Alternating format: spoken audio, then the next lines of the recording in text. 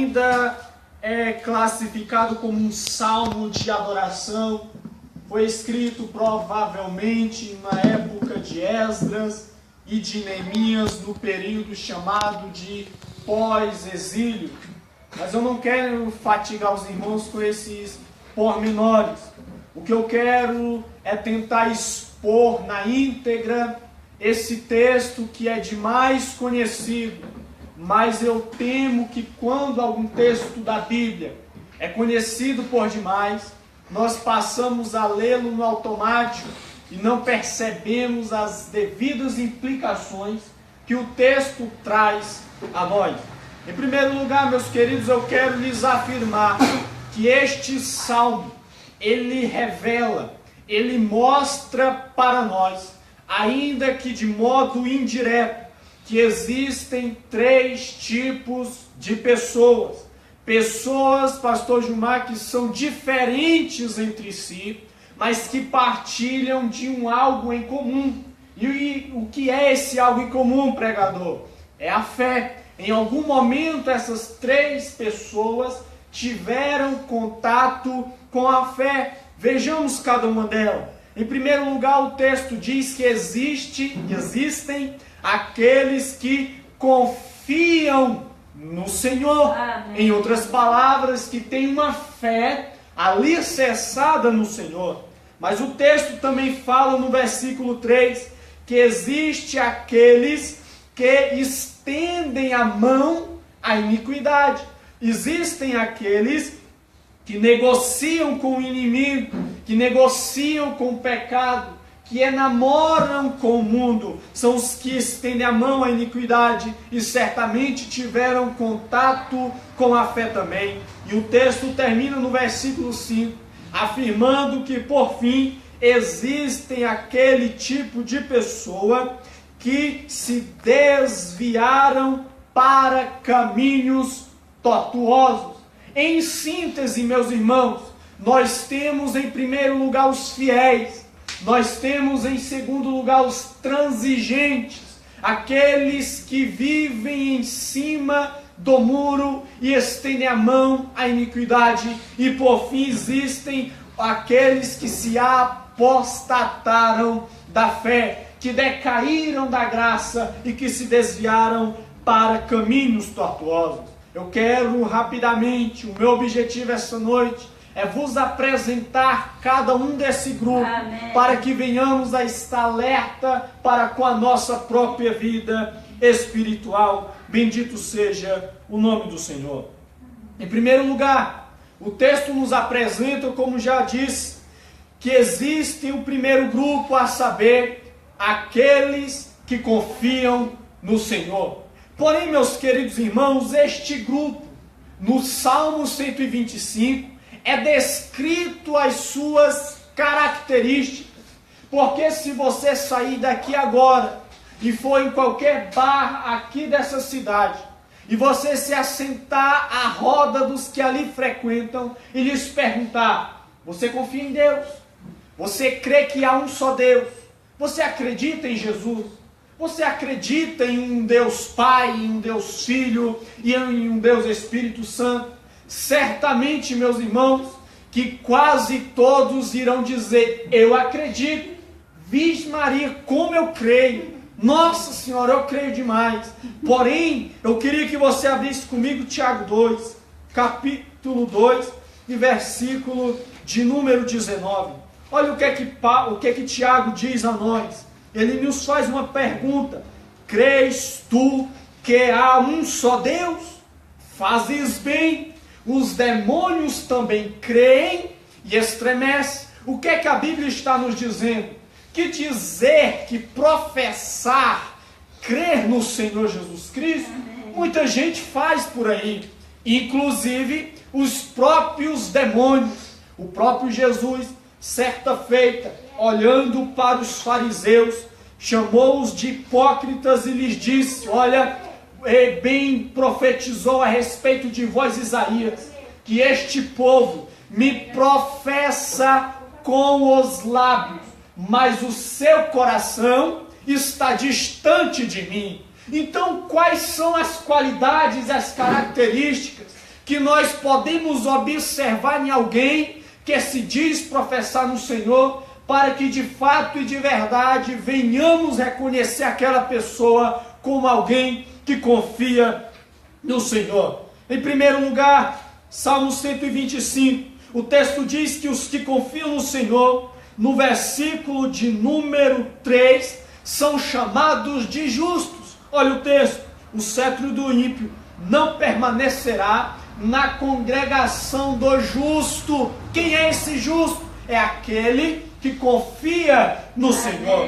Meus queridos irmãos, a palavra justo aqui, ela deriva do grego de kaio, que é justo, e de kaios, que é justiça, e de kaiosine, que traz consigo a mesma ideia. A palavra, esse termo, ele é um termo forense, aplicado e usado nos tribunais, e a ideia de kaio, ou seja, de justiça, não é tornar a pessoa justa, mas declarar ou fazê-la justa diante de alguém. A justificação é a declaração de Deus, o justo juiz, acerca do pecador que crê em Jesus Cristo, de que ele passa a ser considerado justo diante de Deus. Por isso Paulo Aleluia. diz em Romanos capítulo 5, sendo pois justificados mediante a fé com Deus, temos paz para com o nosso Deus, Aleluia. mediante Cristo Jesus o Senhor. Aleluia, não basta Jesus. crer em Cristo, é preciso ser justificado, Aleluia, pela aleluia. fé, para ser salvo. Louvado seja o Senhor. Precisamos ser justificados para a nossa salvação. Não basta confiar no Senhor, não basta ser religioso, não basta professar algum credo canônico, é preciso de fato e de verdade render-se a Deus mediante a fé, para que Ele, mediante Cristo, impute em nós a justiça de Cristo, e assim venhamos alcançar a nossa salvação. Louvado seja o Senhor Jesus Cristo. Em segundo lugar, os que confiam no Senhor são justificados pela fé. Mas em segundo lugar, no versículo 4, aqueles que confiam no Senhor são chamados de bons. E eu gostaria de gastar um pouco mais de tempo nesse termo. O texto diz: faze bem, ó Senhor, aos bons. Quem são esses bons que Davi se refere? São aqueles que confiam no Senhor. Meus queridos irmãos, antes de qualquer coisa, nós precisamos entender que a bondade de Deus, nós precisamos entender a bondade de Deus para podermos então entender a nossa própria bondade. A bondade de Deus vem do hebraico agachosine, que significa bondade ativa, é mais do que a excelência de caráter, é o caráter em ação expressado em bons atos. Deus é a perfeição da bondade. Ser bom é próprio de sua natureza. Deus é bom, Ele é a própria bondade. E qualquer ato de bondade que nós venhamos a fazer, diz Tiago no capítulo 1, versículo 17, é porque veio de Deus, infundida dele em nós. Ele diz: todo não perfeito, toda boa dádiva vem do alto, descendo do Pai das luzes, em quem não há sombra e nem mudança de variação. Mas me parece que nos nossos dias, muitos daqueles que dizem confiar no Senhor, parece que não permitiram que a bondade de Deus entrassem em seus corações, porque continuam sendo crentes gananciosos, egoístas, egocêntricos, sem amor fraternal, medíocres e extremamente ruins. Nós precisamos entender isso. Tiago capítulo 1, mais uma vez, versículo de número 17. A palavra do Senhor diz, no 27, ele diz: a verdadeira religião, a religião pura e imaculada para com o nosso Deus e Pai é esta. Primeiro, visita os órfãos e as viúvas nas suas aflições. Ou seja, tem bondade, tem generosidade, tem ações voltadas para o próximo e também tem doutrina. O texto termina: e guarda-se incontaminado do mundo. Fala aqui da questão doutrinária. Apocalipse capítulo 2, versículo de número 1 até o versículo de número 4. O texto vai discorrer para nós acerca da igreja de Éfeso. E a acusação de Jesus para com Éfeso é esta: tenho, porém, contra ti que deixastes ou perdestes o teu primeiro amor. A igreja de Éfeso era uma igreja doutrinária, era uma igreja ortodoxa, era uma igreja bíblica. O texto diz que eles não suportavam os falsos apóstolos, não suportavam os maus. Era uma igreja bíblica, mas não tinha boas obras, não tinha bondade. Quando você chega no versículo 18 ainda do capítulo 2 a seguir, quando vai falar da igreja de Tiatira, a igreja de Tiatira é totalmente o oposto de Éfeso, porque a igreja de Tiatira não tinha doutrina. O texto vai dizer para nós que era uma igreja que tolerava falsos profetas, como a falsa profetisa Jezabel e Balaão, e assim por diante. Mas o texto termina de dizer que era uma igreja que tinha boas obras. O texto diz no versículo 20 que era uma igreja, tenho porém contra ti, no versículo 19 termina dizendo: conheça as tuas obras e o teu amor e o teu serviço e a tua fé e a tua perseverança, e sei que as tuas últimas obras são maiores e mais numerosas do que as primeiras. Era uma igreja que tinha obras, tinha bondade, mas não tinha doutrina. O que é que Jesus está dizendo aqui para nós? Que uma igreja que tem doutrina, mas não tem obras, não pode agradar a Deus. E do outro lado, uma igreja que só tem obras, mas não tem doutrina, também da mesma forma não pode agradar a Deus. Portanto, meus irmãos, eu quero mostrar para os irmãos algumas estatísticas agora, para que você reflita sobre a sua fé, para que você reflita se de fato você confia no Senhor ou não. Para a FAO, que é o órgão das Nações Unidas para a Agricultura e Alimentação, pobre é aquele que não tem dinheiro que lhe permita consumir uma alimentação que lhe forneça 1.700 calorias diárias. Para a CEPAL, a Comissão Econômica para a América Latina e Caribe, aumenta mais o limite diário dessa caloria para 2.200 calorias. Quem não consegue ingerir isso, não tem dinheiro, renda para consumir isso, é considerado pobre. Para a ONU, pobreza é aquele indivíduo que não consegue subsistir-se, ou melhor, que não consegue ter mais do que $1,25 por dia, que em real vai dar mais ou menos R$2. Meus queridos, aqui no Brasil, o Ministério do Desenvolvimento Social, o MDS, ele define pobre como aquele indivíduo que vive com renda per capita de até R$140 por mês. E acredite, há mais de 28 milhões de brasileiros vivendo em condições de pobrezas no nosso país. Em 2015, esse mesmo MDS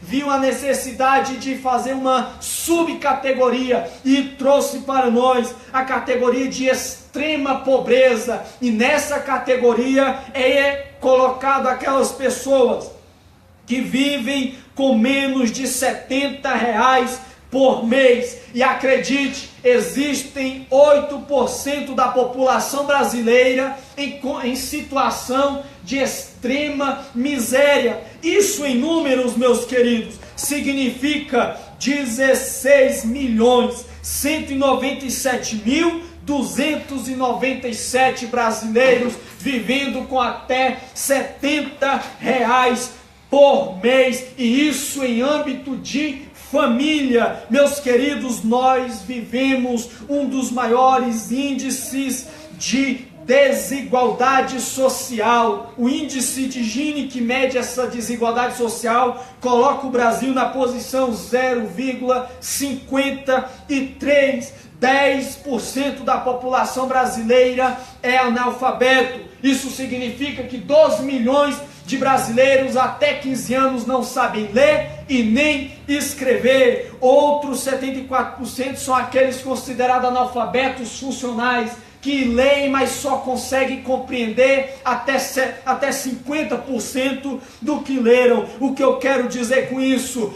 Irmão Samuel, você está falando de uma realidade surreal, muito grande, fora da nossa realidade. Deixa eu trazer então mais para perto. Aqui mesmo, em Planaltina do Goiás, onde eu resido, cidade do entorno aqui do Distrito Federal, com 2.543,297 quilômetros quadrados a 63 quilômetros do DF. A pobreza lá atinge 48% da população. Quando você olha para o próprio DF, você percebe isso com mais clareza. Você tem gente que vive com mais de 10 salários mínimos ali no centro e gente que vive em situação de miséria total, por exemplo, na Samambaia Norte e aqui na Estrutural, que muitos de nós nem a conhecemos. Meus queridos, nós ainda viemos à igreja e continuamos dizendo que confiamos no Senhor. E aí eu te pergunto, onde está a tua bondade para estender a mão a quem está precisando?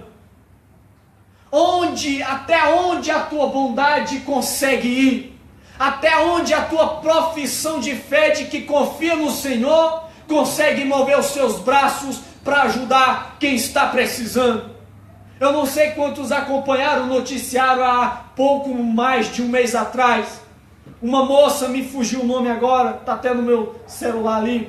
Ela teve o seu filho furtado, raptado ali no Agarrã.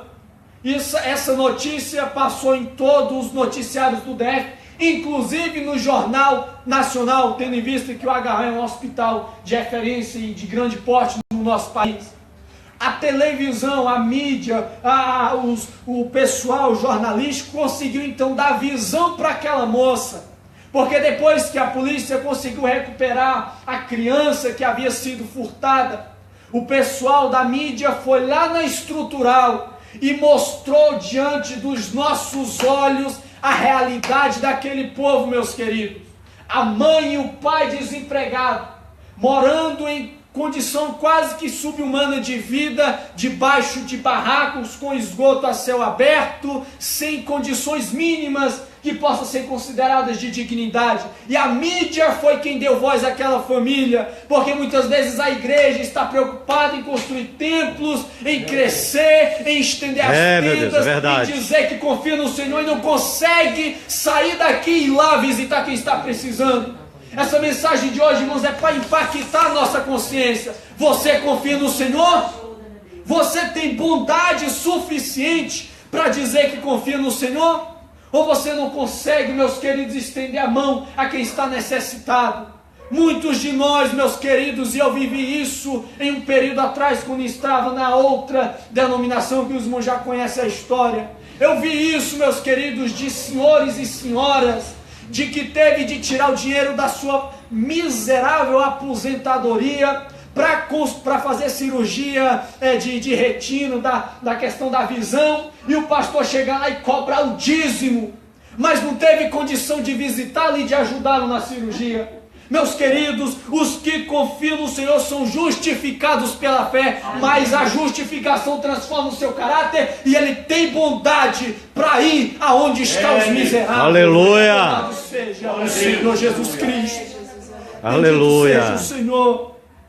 Bendito seja o Senhor. A parábola do bom samaritano lá em Lucas 10, meus queridos, no final da parábola, no versículo 37, Jesus diz, olha, vai e faze da mesma maneira. Jesus não diz, vai seja um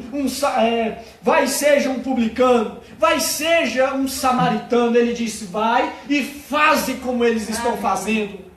Os católicos, os espíritas e muitas outras religiões como o budismo e outras por aí, têm feito um trabalho social que tem dado tapa na cara da igreja que diz todo dia que confia no Senhor.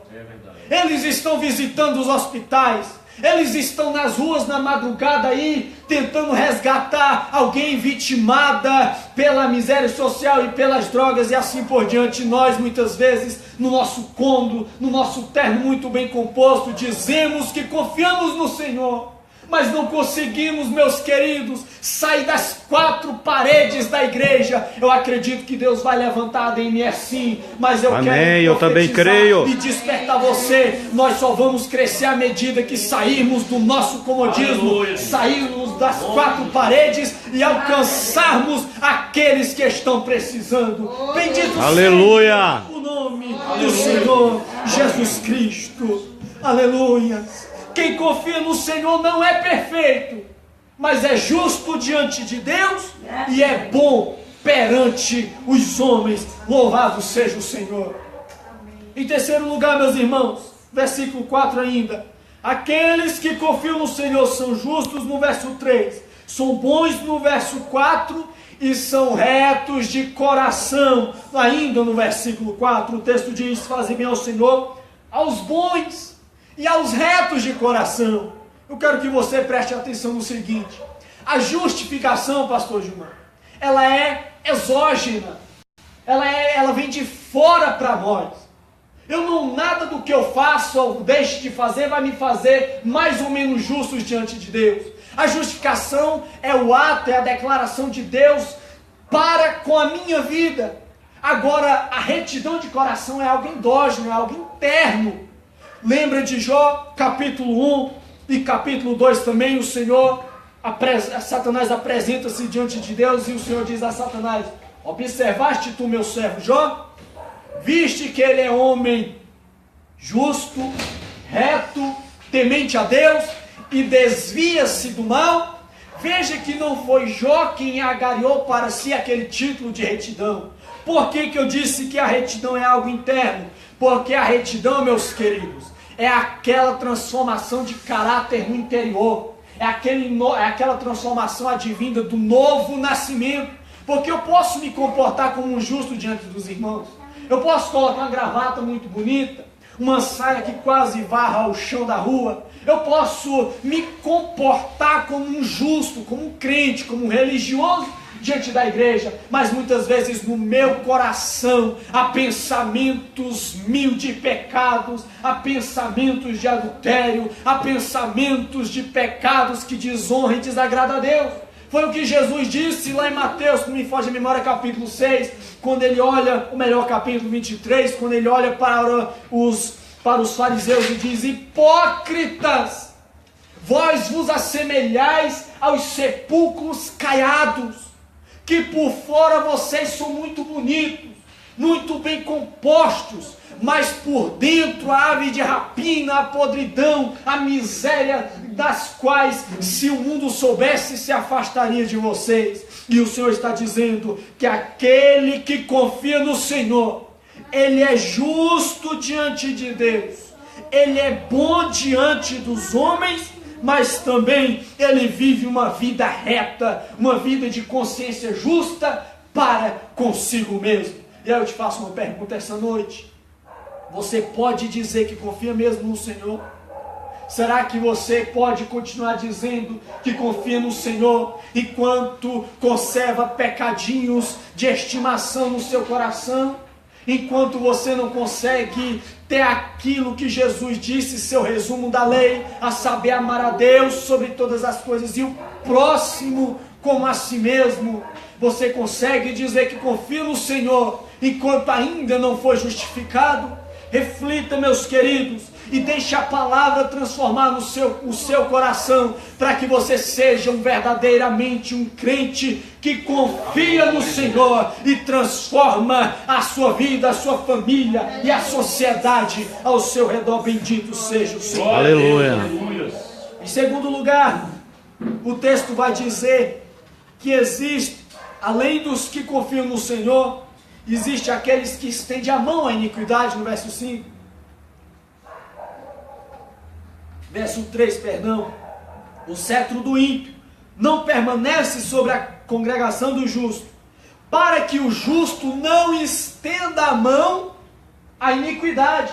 E aqui para nós, irmãos, quantos que se dizem justos hoje, e que têm estendido a mão, o braço e o corpo logo todo para a iniquidade? Quantos que se denominam homens de Deus, meus queridos, e que escandalizam o evangelho, estendendo a mão para a iniquidade. Quantos que um dia foram referências para a vida de muitos, especialmente dos jovens, e hoje vive uma vida miserável de pecado, porque estenderam a mão à iniquidade.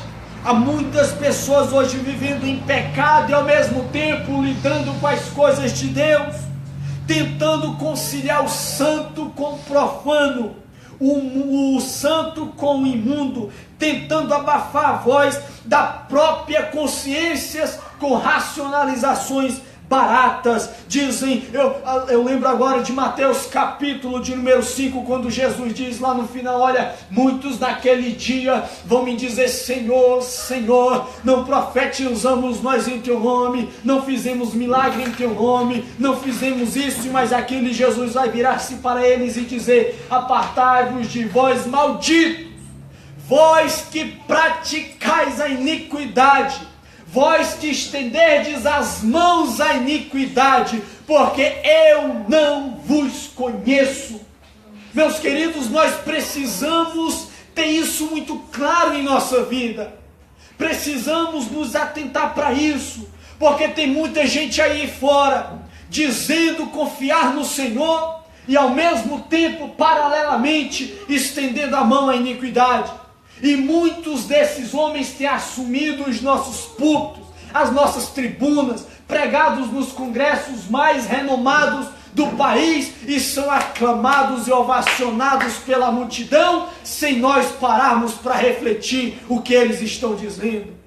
Precisamos nos atentar para isso. Em terceiro lugar, o texto fala que existe aqueles que escolhem trilhar o caminho errado, aqueles que se apostataram da fé. Meus queridos, e aqui há um perigo, porque o texto diz, no verso 5, quanto aos que se desviam para caminhos tortuosos, levá-los ao Senhor com os malfeitores. Meus queridos, a Bíblia diz que o caminho para o céu é uma porta estreita, e são poucos os que adentram nele, mas o caminho para a perdição é largo. E além de ser largo, há vários entrecaminhos, por assim dizer. E um desses entrecaminhos é o caminho da apostasia. A apostasia é real. Hebreus 6 é muito claro. Hebreus 2, de 2 a 3 é muito claro quando diz: tenha cuidado para que você não venha negligenciar esta tão grande salvação que começou a ser ofertada pelo Senhor. Precisamos fazer força, como disse Jesus, para entrarmos e nos apossarmos do reino de Deus. Caminhando agora já para o encerramento, o Salmo 125, ele apresenta a nós que existem esses três tipos de pessoas, mas após isso, o salmista ele mostra para nós, irmã Leonete, os benefícios da fé na vida dos que verdadeiramente confiam no Senhor. Deixa eu me mostrar 2 ou 3 e já encerro então a minha prédica essa noite. Em primeiro lugar, meus queridos irmãos, o primeiro benefício da fé é a firmeza. A fé daqueles que confiam no Senhor é uma fé firme. Veja o verso 1 e 2. Os que confiam no Senhor são como o monte Sião, que não se abalam, mas permanecem firmes para sempre. Como estão os montes ao redor de Jerusalém, assim está o Senhor em volta do seu povo. Amém. Desde agora e para sempre. Bendito seja Deus, o nome do Senhor. Eu não creio nessa fé de congresso que só dura nos dias de festividade. Eu não creio nessa fé de movimento que só dura algum período. A fé do crente que confia no Senhor é a fé do Salmo 23, versículo 4. Ainda que eu ande pelo vale da sombra e da morte, aleluia, eu não temo mal algum, porque o Senhor está comigo. Aleluia. Bendito seja o Senhor. A fé daquele que confia no Senhor é a fé de Abacuque 3, 17 e 18. Ainda que não haja fruto na figueira, ainda que o produto da oliveira minta, ainda que não hajam gados e ovelhas no currais, Todavia eu me alegrarei no Senhor e exultarei no Deus da minha salvação. A fé do que confia no Senhor é a fé de Jó capítulo 1 versículo 20, que do dia para a noite ele perdeu tudo, mas sabe o que ele fez? Jó lançou sobre a terra, adorou e falou para todo inferno escutar: no sair do ventre da minha mãe, e eu no que tornarei para lá, tudo que eu tinha, agora é Ele. Se você confia no Senhor, a tua fé não se abala pelas circunstâncias. Aleluia, a fé Jesus. do crente verdadeiro é uma fé que se manifesta no monte e no vale, na cola e no alto, na bonança e na tempestade, tendo e não tendo. Louvado seja o nome do Senhor. Aleluia, Jesus. Aleluia. Essa é a fé dos que confiam no Senhor. É uma fé que não se abala, é uma fé incircunstancial. É por isso que a igreja permanece até hoje e nada pode abalar a nossa fé. Bendito seja o Senhor. Em segundo lugar, a fé do que confia no Senhor é uma fé que gera obediência. Versículo 3. O justo não estende a mão à iniquidade, porque ele é obediente. Meus queridos, essa fé que não gera obediência é uma fé fajuta, barata. Uma fé que não consegue levar a pessoa a se render em obediência ao Senhor, não pode ser uma fé salvífica. Louvado seja o nome do Senhor. Amém. Em terceiro lugar, a fé do que confia no Senhor é uma fé que nos mantém em oração. Versículo 4, olha só como o texto muda.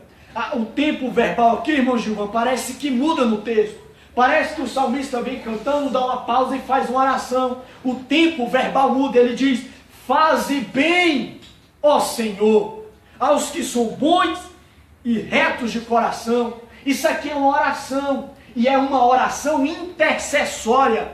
Isso aqui me traz algumas lições importantíssimas para a minha vida. Sabe por que a igreja hoje tem falhado tanto? A Bíblia diz, irmãos, que as portas do inferno não prevalecerão contra a igreja. Agora observe uma coisa: quando você assiste, por exemplo, qualquer filme antigo, você vai perceber uma coisa: quando algum reino está sendo vencido, a primeira coisa que o capitão lá faz é o seguinte: fechem os portais. Por quê? Porque porta não é objeto ou instrumento de ataque, é instrumento de defesa. Então quando Jesus diz: olha, as portas do inferno não prevalecerão contra a igreja, significa que é a igreja que está no ataque e não o inferno.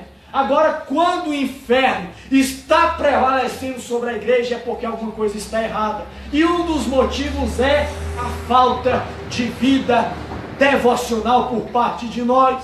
Meus queridos, olhe para todos os avivamentos que houve na história, tanto da história bíblica quanto da história paralela, e você vai perceber que em todos eles a oração foi elemento chave, foi elemento que esteve presente. Aleluia, bendito seja o Senhor. Agora observe aqui a oração intercessória. O salmista não está orando por si mesmo, ele está orando por alguém, ele está orando por aqueles que são bons e retos de coração. Meus queridos, tem gente nos hospitais precisando das tuas orações, há muita gente nos presídios do Brasil carecendo dos teus joelhos, tem muitos miseráveis aí fora que a sua vida vai mudar à medida que você se render diante de Deus. A igreja ADME vai crescer a partir do momento que nós colocarmos na nossa mente que precisamos andar, mas andar de joelhos na presença do Senhor. Amém. Os que confiam no Senhor são pessoas, são crentes de oração. Aleluia. Bendito seja o Senhor. Coloquemos-nos de pé e eu encerro